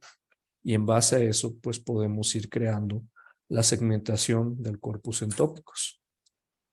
El clustering, pues es este proceso, ¿no? De agrupar instancias semejantes en base a la similitud de los puntos de datos, donde la similitud comúnmente se mide como la distancia euclidiana entre los puntos, siendo cercanos mayor similitud y la lejanía pues la disimilitud, ¿no?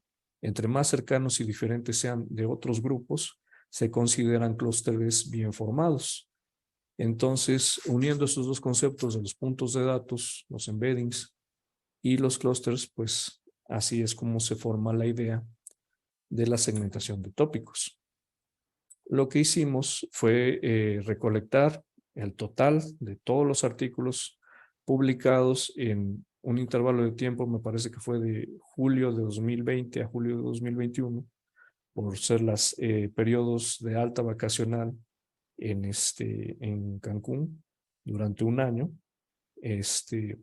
Encontramos alrededor de 2.725 artículos de Estados Unidos y 1.120 de Canadá. Obviamente se publicaron más artículos entre Estados Unidos y Canadá, pero solamente estos fueron los que tenían referencia a Cancún.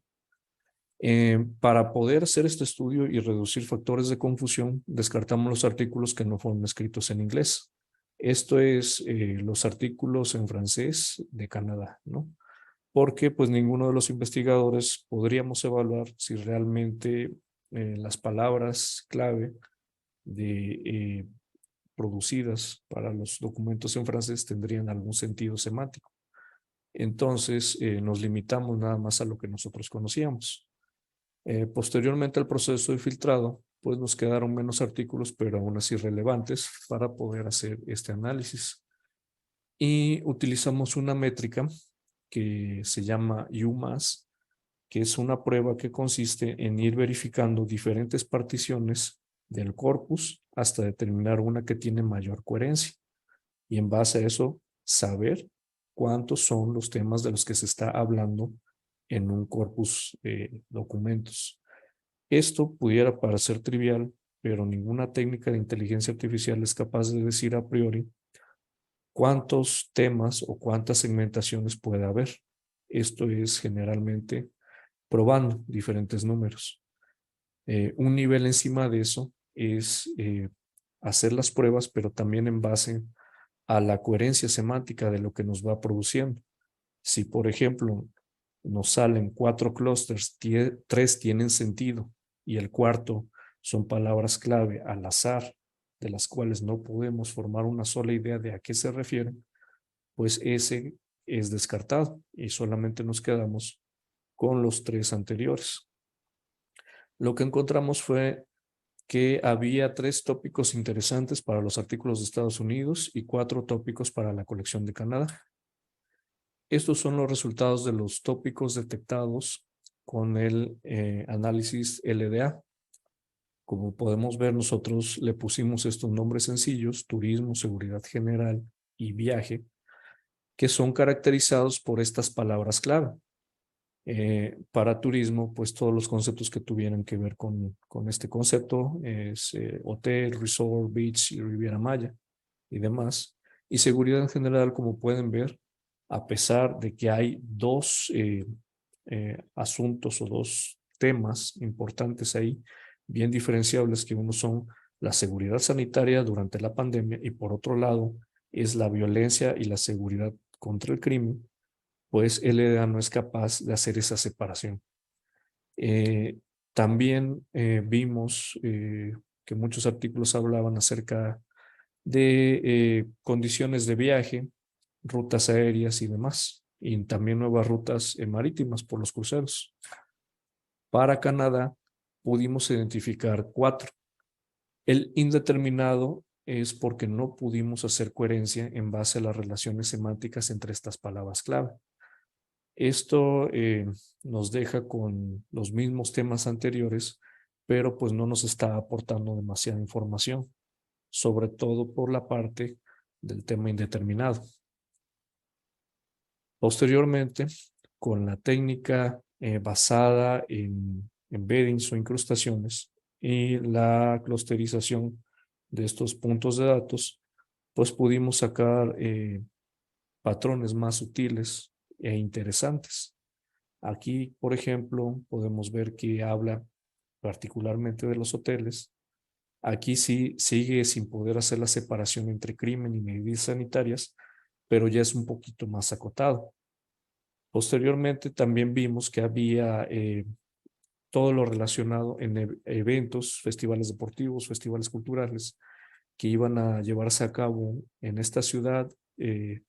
Y algo interesante que surgió, y es interesante porque es sutil el patrón, pocos artículos tenían relación con eso, es de las vacaciones del senador Ted Cruz, que me parece es de Texas, que vino a vacacionar a Cancún durante la onda gélida que hubo precisamente en ese intervalo de años, creo que en febrero de 2021. Y a pesar de que fueron pocos artículos, como unos menos de 10 yo creo, el algoritmo fue capaz de detectar esta información, ¿no? Con respecto a Canadá, pues vemos que hay una mayor aportación de temas, a diferencia de la técnica anterior. Podemos ver que hay todo lo relacionado a turismo. Ahora sí hay una separación en este caso de las preocupaciones en base al crimen, pero también a las medidas sanitarias y el proceso de vacunación para viajar. Vimos que hay promociones para nuevas líneas de cruceros que pasan por Cancún, rutas aéreas inauguradas desde ciudades diferentes de Canadá hacia el Caribe, en particular en Cancún, y pues promociones de hoteles todo incluido. De lo que podemos concluir de este estudio es que la imagen proyectada del destino por medio de técnicas de este ámbito del procesamiento del lenguaje natural, pues pudo encontrar tópicos de noticias que son ofrecidos a viajeros potenciales, ¿no? Esto es cómo están presentando a nuestro país, a nuestro principal mercado. Y en base a eso, los organismos de gestión de destino pueden decidir qué es lo que van a hacer, ¿no? A lo mejor el caso particular del sargazo es que seguía apareciendo como un problema a pesar de que ya se estaban tomando acciones para tratar de controlar este problema en las playas, pero no se veía reflejado, ¿no? Entonces, los organismos de gestión de destino pueden tratar de hacer un mejor manejo mediático para hacer conciencia a los turistas de que ya se está haciendo algo. Podemos ver que la delincuencia es un problema persistente, que no tiene solución fácil, pero políticas diferentes deberían a lo mejor ser tomadas en cuenta, porque no tan solo afectan a nuestra seguridad y todo, sino que no hay nada en la prensa que refleje de que se están tomando medidas, ¿no? Pudimos ver que las técnicas basadas en incrustaciones o embeddings fueron capaces de detectar patrones más sutiles, ¿no? La técnica basada en concurrencia de palabras claves, LDA, es muy útil como primer acercamiento, pero este enfoque basado en Deep Learning es más potente y es capaz de darse cuenta de encontrar cosas más interesantes, ¿no? Dado que la imagen del destino se forma antes, durante y después de la visita, a partir de la combinación de percepciones, pues nuestros resultados tienen el potencial de contribuir a la toma de decisiones más informada por parte de las organizaciones de gestión. Esto, quiero hacer énfasis, como dije en un principio, no pretende sustituir a los instrumentos tomados in situ, como las encuestas, pero nos pueden permitir hacer una automatización de este proceso y hacer análisis periódicos para poder hacer un rastreo de la imagen del destino, tanto proyectada como percibida por los usuarios a través del análisis de redes sociales, que pueda ser auxiliar a la toma de encuestas, pero más económico tanto logísticamente como económicamente. Y pues esta información puede aportar, ¿no?, bastante para la toma de decisiones, ¿no? Una de las cosas que también podemos medir utilizando las mismas técnicas pero aplicado a otros datos es qué tanto están participando los turistas con los productos turísticos ofertados por estos organismos de gestión de destino. Porque en muchas ocasiones una de las cosas que se ofrecen en la Riviera Maya son la participación en actividades de ecoturismo, en actividades de senderismo al aire libre, y una tendencia que ha aparecido en estudios que hemos hecho con los colegas utilizando estas técnicas es que los turistas nacionales no participan de estos productos porque principalmente se enfocan en los spas, en la relajación, en disfrutar de la playa y demás. Entonces, este conocimiento puede servir para poder diseñar mejores productos en base a un mercado objetivo. Hasta el momento es mi presentación, es breve, pero pues puede dar tema a, ahora sí que compartir información con los colegas. Como pueden ver, soy más del área de computación, el área de sociales es nuevo para mí, pero yo creo que mi presentación se va a nutrir mucho de las ideas, consejos y comentarios que puedan aportarme. Gracias. Muchas gracias. Abriríamos micrófonos para precisamente los comentarios del público. Adelante, quien quiera comentar.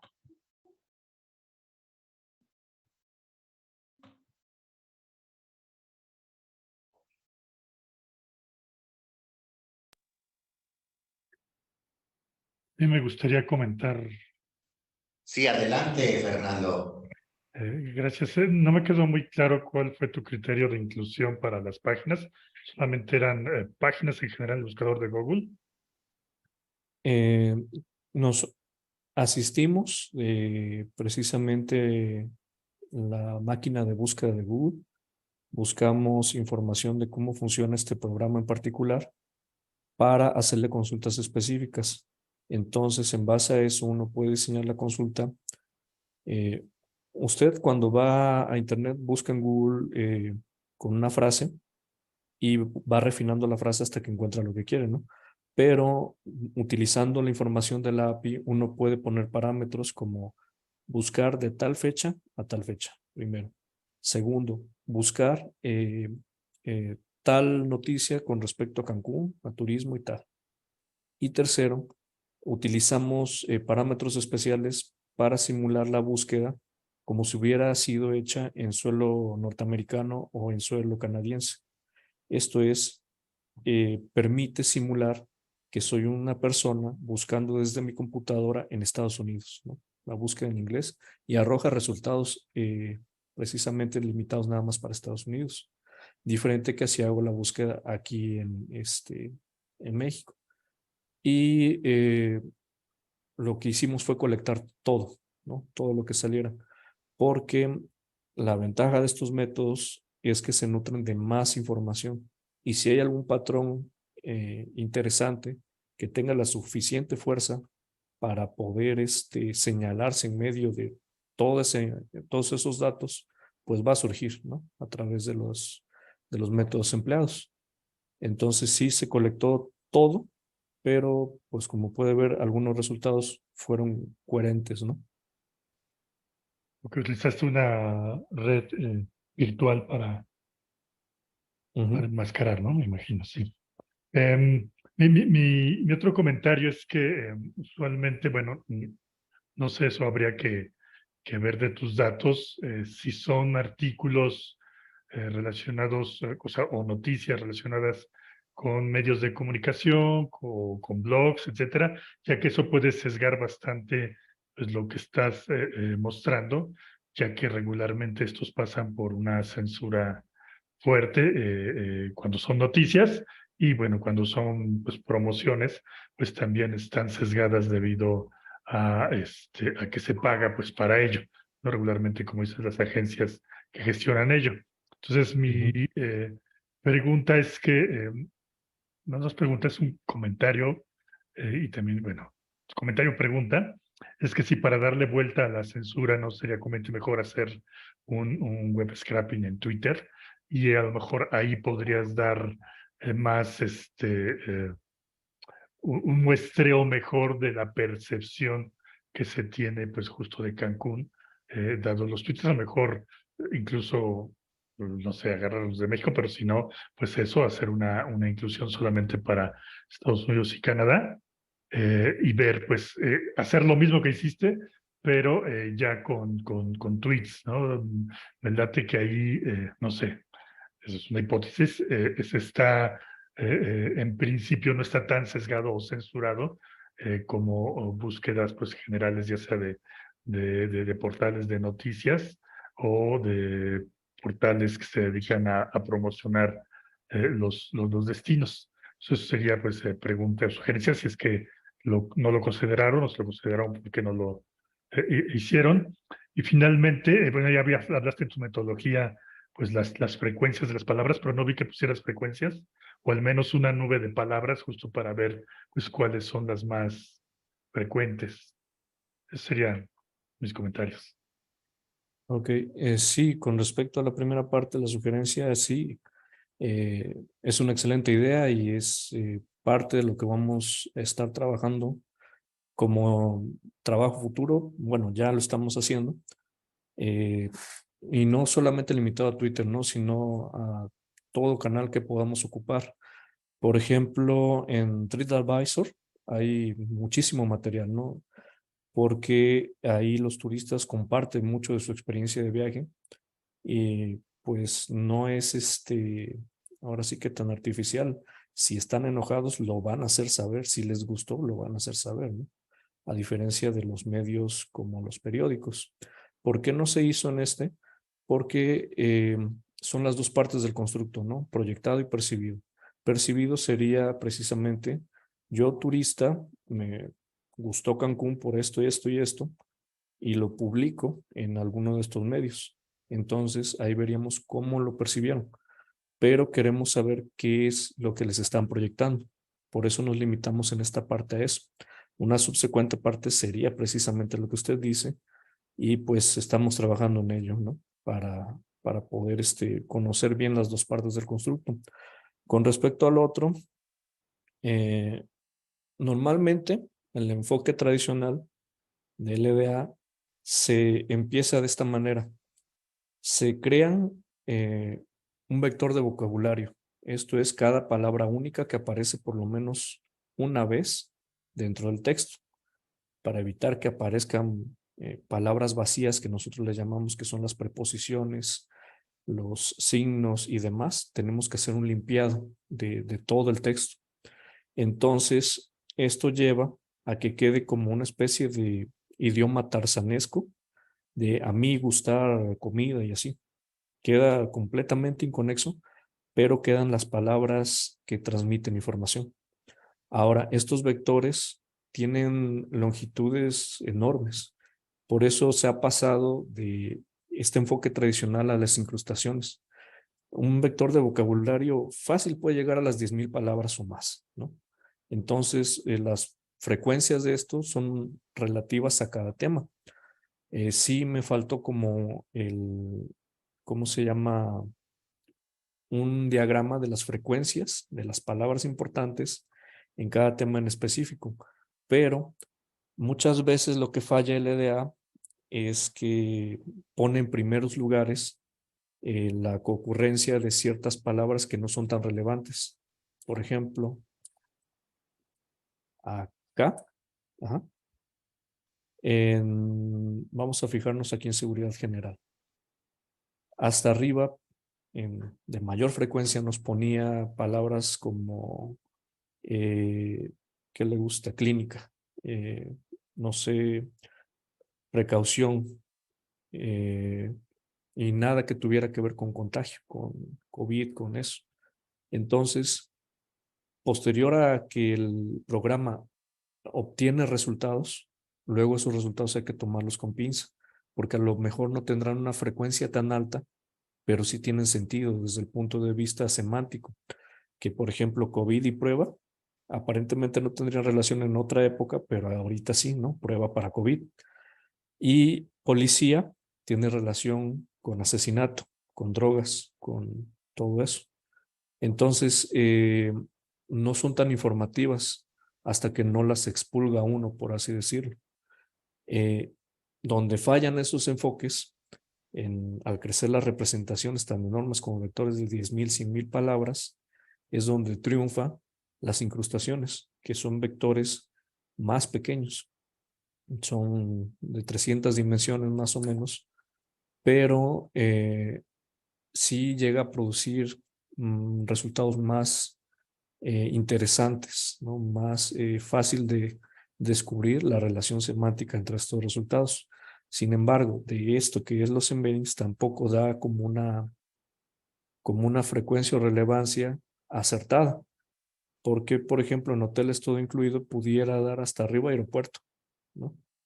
Entonces es que el investigador aparte tiene que tomar las cosas con pinzas y tratar de entender, ¿no? Una de las cosas con la que nos ayudamos para esto en particular, y es un consejo para quien quiera empezar en algo, una tarea similar, es utilizar estas palabras y meterlas a ChatGPT. ChatGPT es un modelo generativo de última generación que con entrenamiento de muchísimos datos es capaz de seguir instrucciones en lenguaje natural, ¿no?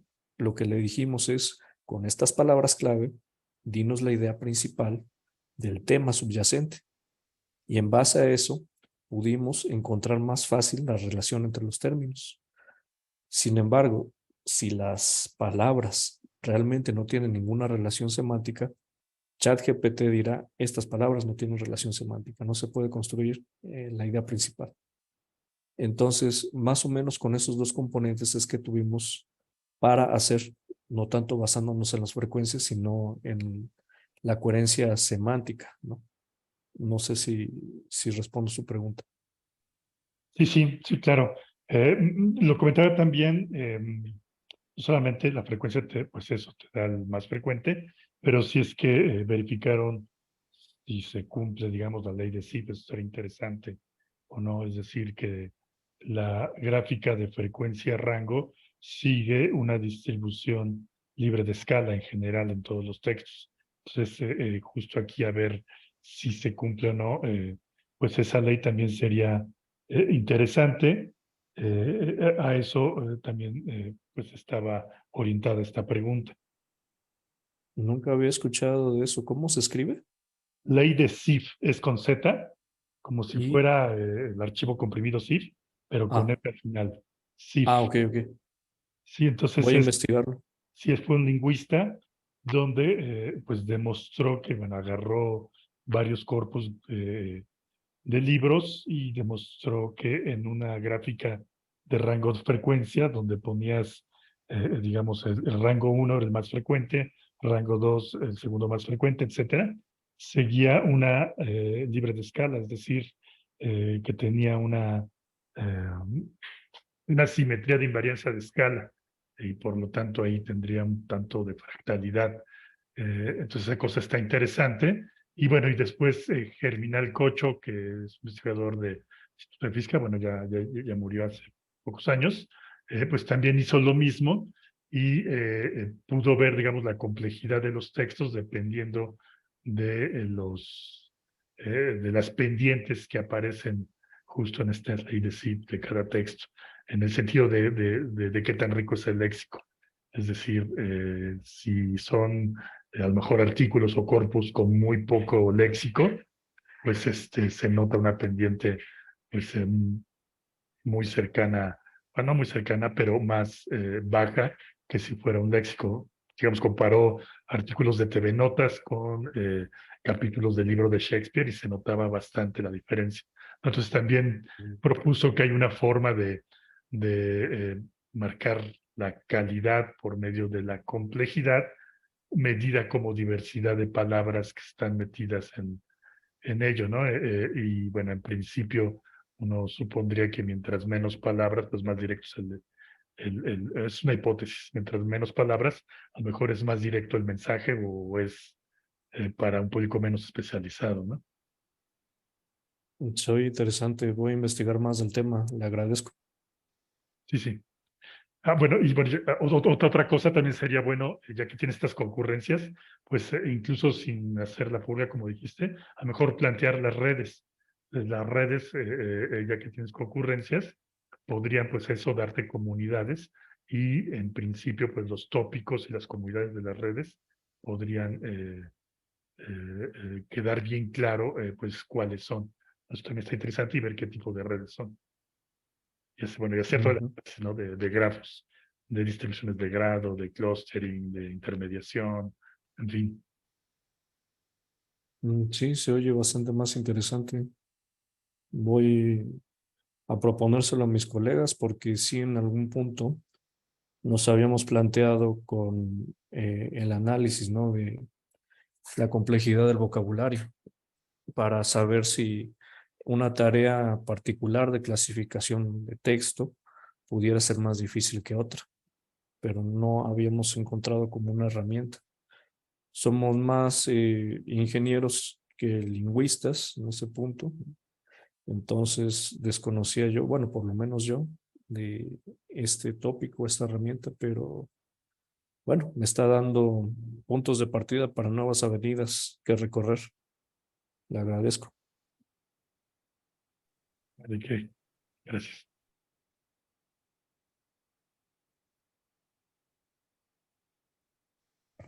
¿Alguien más quiere platicar algo? Creo que pusieron un comentario en el chat. A ver, permíteme ver el chat. También puedes checar si Rescale Free Network, si los trabajos de Barabasi también proporcionan el algoritmo para este tipo de redes.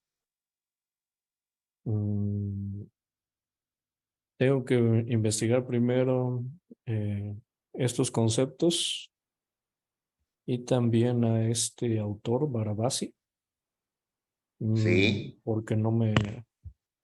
¿Tendrán un año por ahí? ¿Es No, reciente? Barabasi ya tiene muchos años trabajando redes complejas.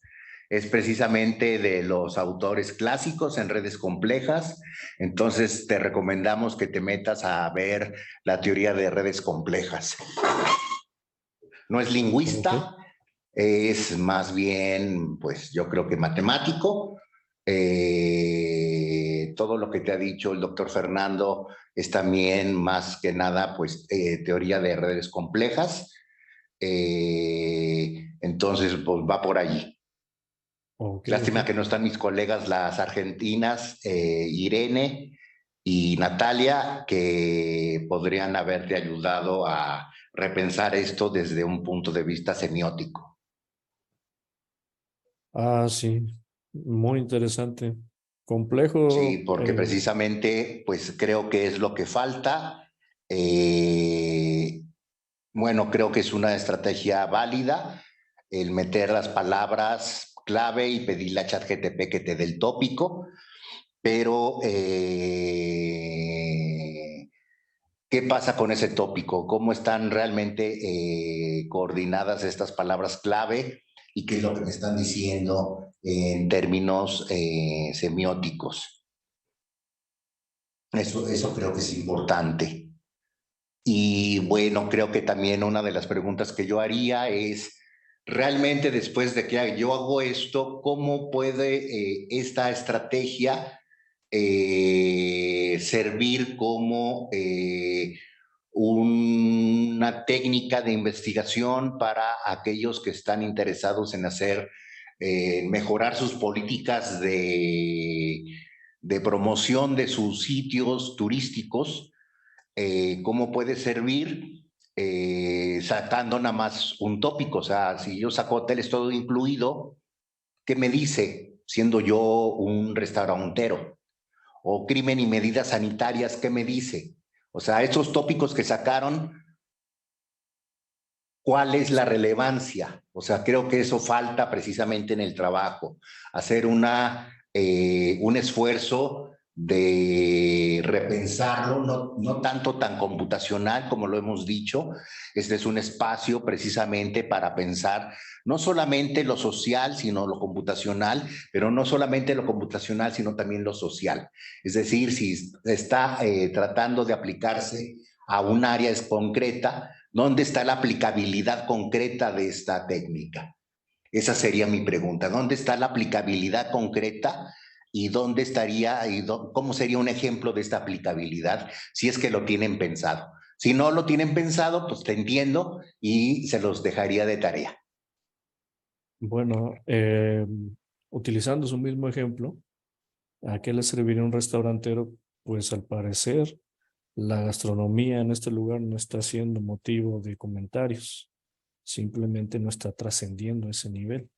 Entonces hay que mejorar las estrategias para poder, no sé, a lo mejor hacer festivales gastronómicos o impulsar más que la gastronomía de esta área pues sea accesible a todo público.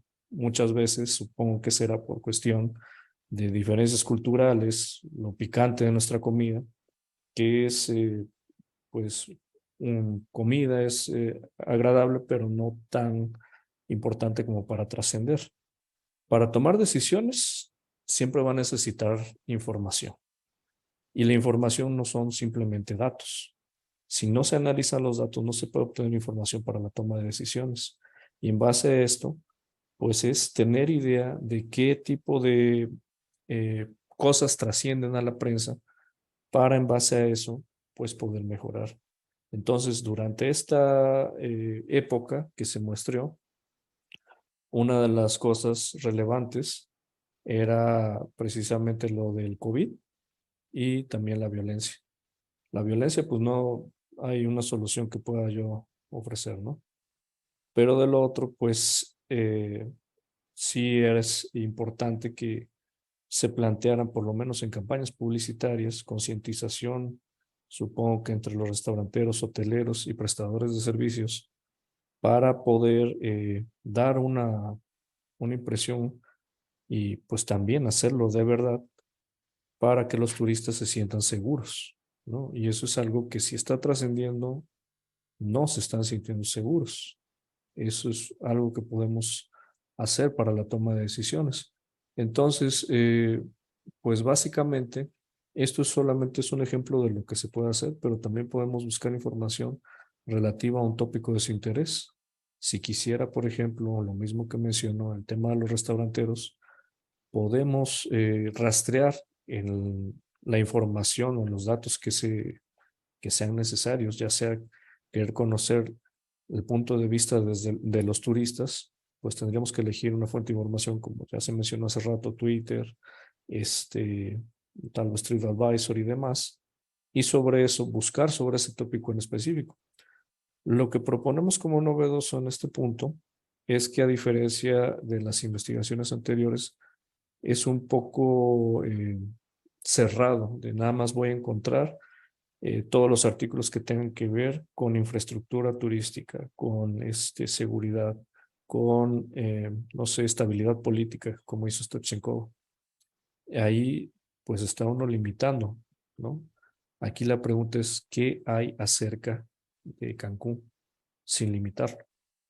Ya si queremos sesgarlo precisamente hacia un tema, también se puede hacer.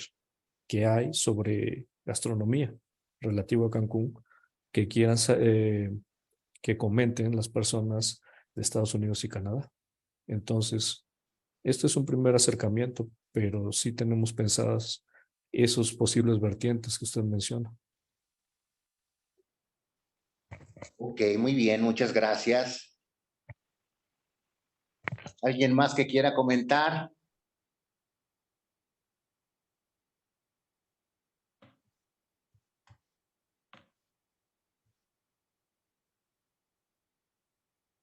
Voy a dejar de compartir la Sí, presentación para ceder el podio.